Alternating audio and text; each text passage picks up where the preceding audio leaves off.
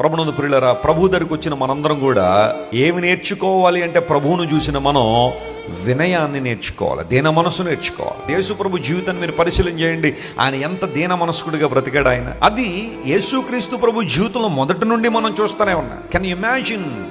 The God of this universe came to this world and he was born in a manger. He was placed in a manger. That's the humility of Christ. చాలా మంది అభాగ్యులు యేసు ప్రభు కలుసుకున్నాడు. ఎక్కడ కష్టాలు ఉన్నాయో, ఎక్కడ ఇబ్బందులు ఉన్నాయో, ఎక్కడ దుఃఖం ఉందో, ఎక్కడ వేదన ఉందో ప్రజలను కలుసుకున్న వారికి సహాయం చేశాడు ఆయన.